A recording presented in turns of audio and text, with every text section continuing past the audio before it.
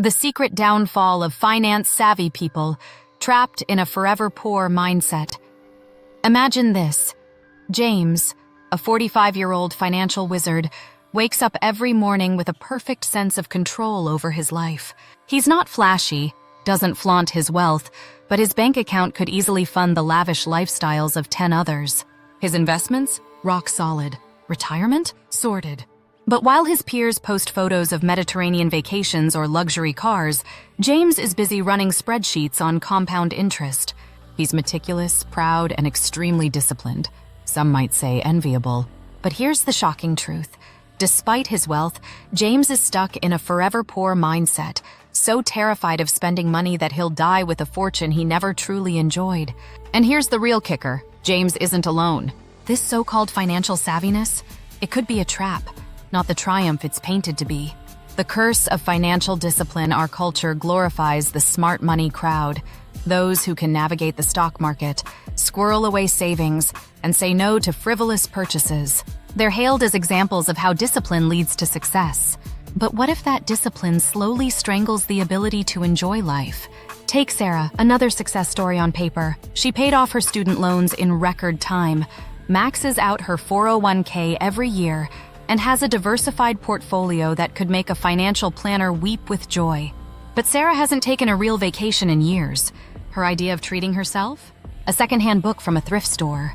She calculates the cost of every coffee to the decimal and winces at friends who dare order dessert after dinner.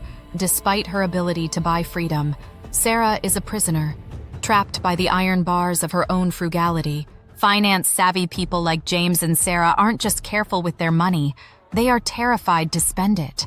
And in a twisted irony, their success in accumulating wealth might be the very thing that leaves them feeling forever poor.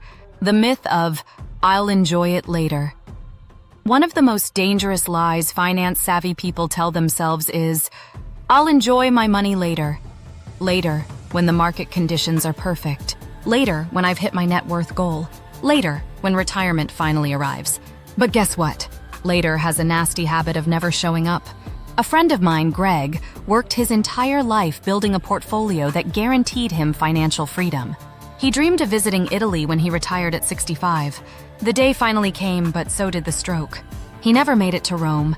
The sad truth? Greg's meticulously saved money now sits untouched, inherited by children who'll likely spend it faster than he ever could have imagined. It's a tragic yet common story. We see these finance-savvy types all the time, hoarding wealth while their years for living life slip away. When they do spend, it's often too late. Or worse, they can't enjoy it the way they once could. The thrill of life doesn't wait for your financial plan to line up perfectly.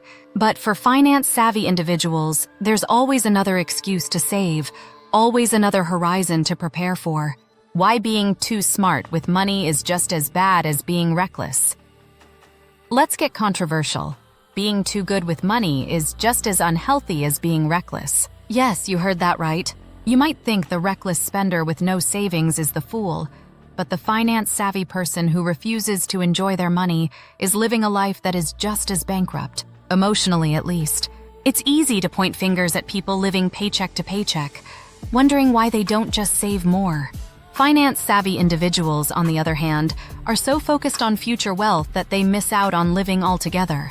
They end up accumulating money for a future that may never come, or at the very least, a future where they are too old, too tired, or too rigid to enjoy the money they've worked so hard to earn.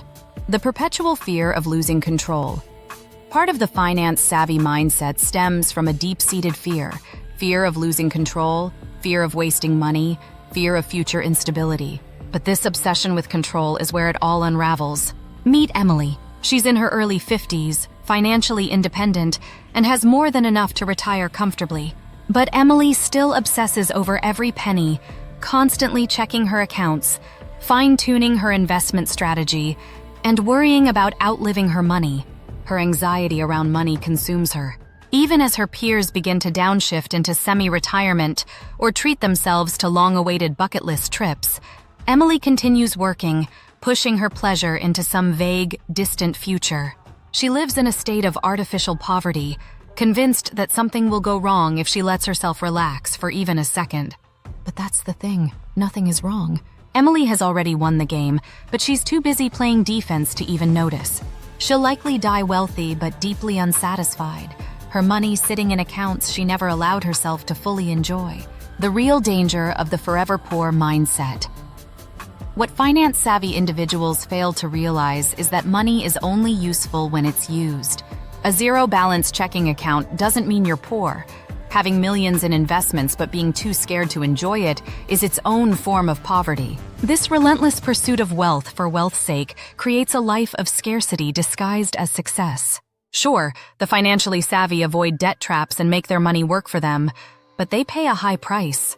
They're locked in a cycle of accumulation, always chasing the next milestone without ever stopping to enjoy the fruits of their labor.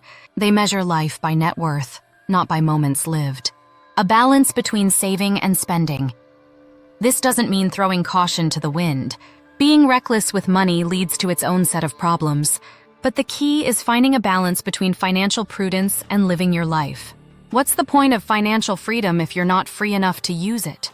If you're reading this and see a bit of yourself in James, Sarah, or Emily, ask yourself this: what's all this money for? Will it buy you time with your loved ones? Will it fund experiences that enrich your soul? Or will it just sit in an account, growing while you wait for the perfect moment to spend it? Wealth isn't just about having enough to secure your future. It's also about having the courage to spend it in the present, to create memories, to take risks, and to truly live. Otherwise, what's the point? If this hit home and got you thinking about how you're managing your money, or maybe even how you're not enjoying it enough, let's keep the conversation going. Hit that like button, subscribe for more thought-provoking content, and comment below. Do you think finance-savvy people are too focused on the future to enjoy the present? Or is smart saving always the right way to go? Also, don't forget to share this video with someone who might need a reminder to enjoy life a little more. Let's spread the wealth of knowledge and the importance of living life to the fullest.